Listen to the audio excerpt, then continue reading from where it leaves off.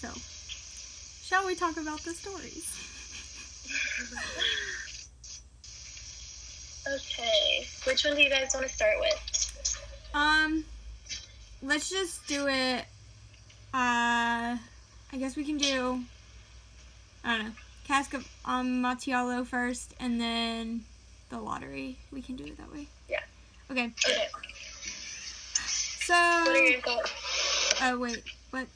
Sorry. I was just saying, what are your thoughts on them? Oh. Their stories. They do good jobs at showing us the general plot we've known to come and love. Yeah. I feel like for the Edgar Allan Poe one, it creates tension in the beginning just from the way that he's writing it. Like, he seems very antsy. Yeah. But I feel like it's still a really slow build upward. Do you agree? Yeah. For that one. Because I'm, like, waiting for him to, like, do something. Like, do anything. Like, this is great. The exposition is clearly, like, obviously the introduction of Montiella and... Or, not Montiella. The two characters that are, like, the most important ones or whatever. And, like, their past history, like, he's wronged him and 1,000 times and he wants revenge. And so, obviously, that's, like, the setup. And then it's just, like, a very slow build from, like, the first actions of interaction to, like, getting to the house, going to the catacombs. Like, that just all takes, it takes forever to get there. Yeah. I feel like it's very anticipatory, for sure. And, like, it starts off in a pretty negative mood because he's like, revenge. Yeah. Like, he's very unhappy. Right. And you're just not sure, like, what's going to happen throughout it. Or, like, if anything's even necessarily going to happen. Yeah. And for me, the author was talking at the first point of view. So it's kind of helped me to, like, feel what the character feels. That's a good point. It seems like more realistically to me. Yeah. Yeah, I feel like this one had a really good arc of, like, from the PowerPoint that we read. About stories. Okay. So, the major conflict in each of these stories, so I guess starting with Cask of Amontillado, the major conflict is obviously, like, this revenge plot that's going on. Like, and I guess their relationship and the wrongs that have happened against his family from this other guy. Man, okay, hold on, let me pull up. What are their names? I forgot. Like, Fortunato. Yes, okay. Fortunato and...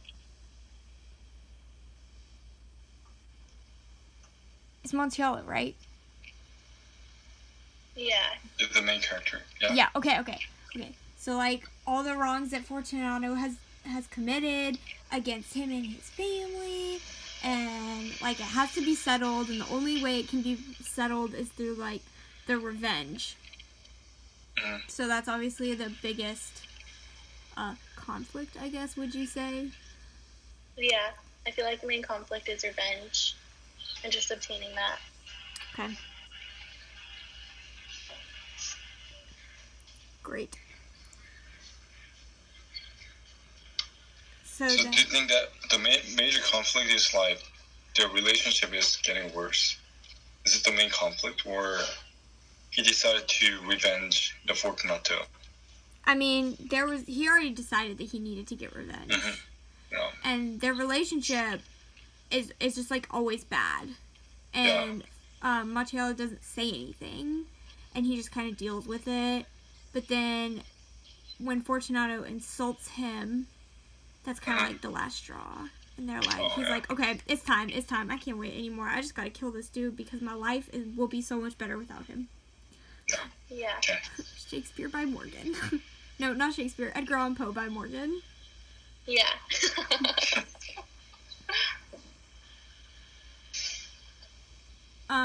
Okay, so then yeah, so that, like, relationship and the tensions there is major conflict, I guess, is, like, a better way to put it than just he wants revenge. Because it is caused by that relationship and the negativity and animosity is, like, building up there.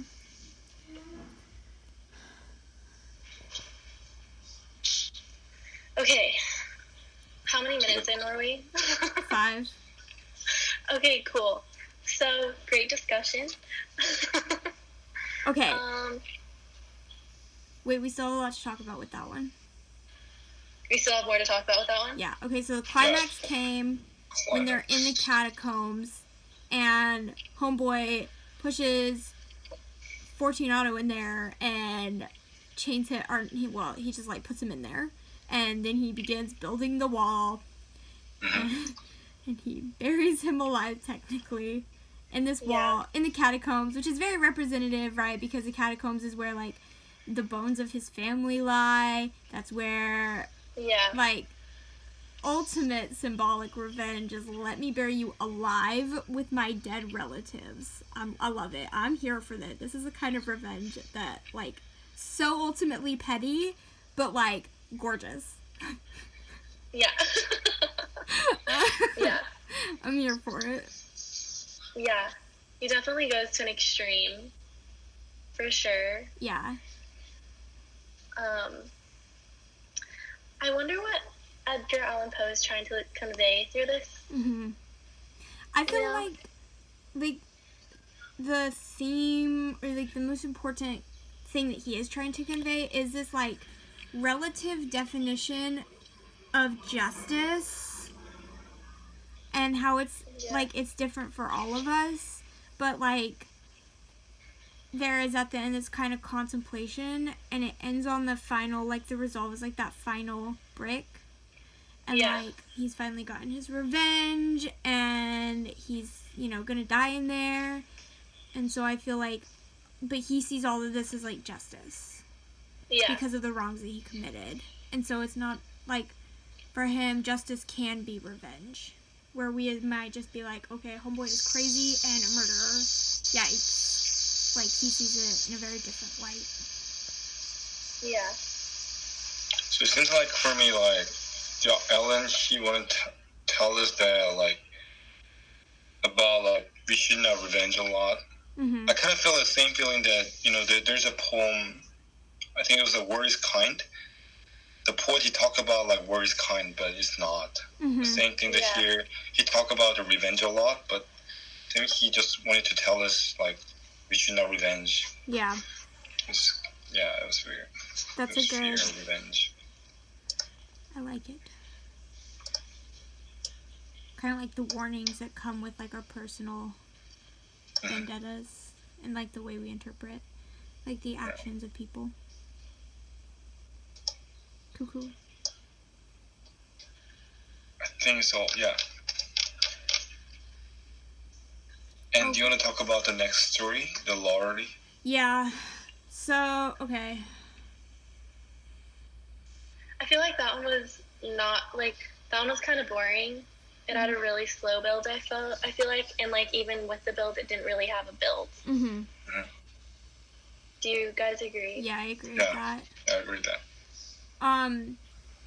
So, I didn't necessarily think it was boring. It was just kind of slow.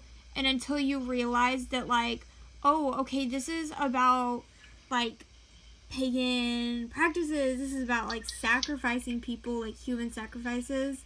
Then, like, it gets, like, moving. And you, like, understand why it's slow and, like, what's going on. But the ending is really what's, like, okay, now I get it. So I understand everything that just happened. But, like, you could have just told me that before so I understood. But I guess, like, this is English, so they can't just do that.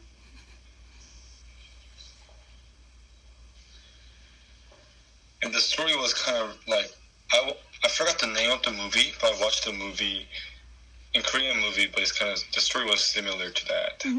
The lottery is really creepy and weird. Like, and have you watched the movie called Hunger Game? Yeah, yes, that's what I was thinking of too. I kind of feel like that. Yeah, love that. Because, like, we think of lottery and you're just kind of like, oh, this is, like, a good thing. But then you find out that, like, oh, okay, Yeah. just kidding. They're drawing to see who's going to be stoned to death. Nice. Yeah. Good times. I feel like it didn't build anticipation because you don't really know that, though, until, like, a long time in. Yeah. You know? Yeah. Mm-hmm. That's true. So then, what's the conflict? What's happening? What's... Conflict. Mm-hmm.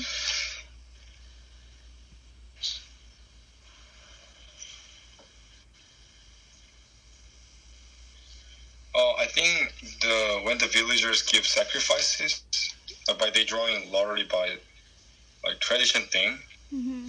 like some people agree that, but at the same time, some people disagree. Because like I think the character named Mr. Autumn, Yeah. he said like the neighborhood is quitting this custom. So by saying that, he said kind of like he expressed that he wanted to stop doing that. But there is an old man named Warner. Mm-hmm. He said that we have to continue to do that. Okay. So I feel like some of the Yeah. people disagree. So I The agree. conflict. I think that conflict is the should we continue this or should we stop this? Mhm. And I feel like we Yeah. get a really good picture of that with Miss Hutchinson because she's the one that ultimately gets stoned and is a sacrifice. And when she realizes that that's what's happening, she's like, oh, wait, no, we gotta stop this. Yeah. So that's just like the bigger picture of like, you kind of get that throughout with the townspeople. Like it's scattered, sprinkled, whatever. But then with her, it's really prominent after she realizes and we've realized what's happening.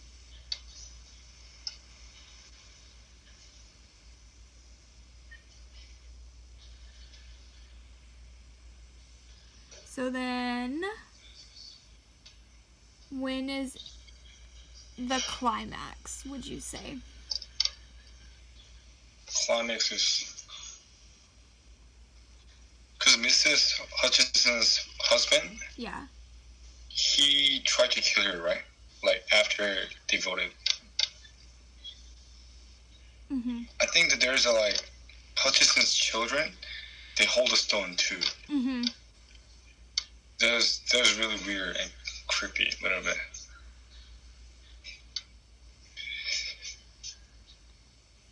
I think the climax was like right before the Mrs. Hutchinson was stoned by people. Okay. And then following action is her being stoned.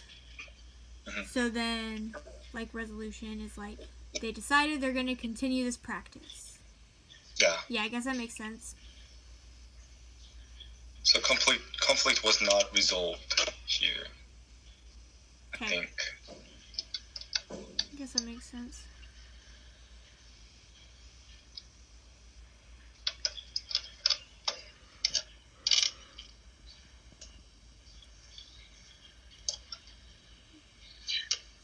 Shelby, do you have any opinions? I agree with the falling action. Mm-hmm. I feel like there's no real conclusion because, like, it wasn't necessarily resolved. But at the same time, I feel like the conclusion is that she was stoned. Okay. So, like, in a sense, it was resolved. Like, the problem within the problem was solved, but not the overarching problem, which is, like, why are people, Gotcha. you know? Yeah. I kind of feel like that too, and that makes like more sense. Like the Instinct, yours like analysis kind of makes sense and whatever, but I guess it makes more sense that like the conclusion would be her getting stoned because there isn't Yeah. much Like, of a- I think it makes sense. of a decision after that or whatever. Yeah.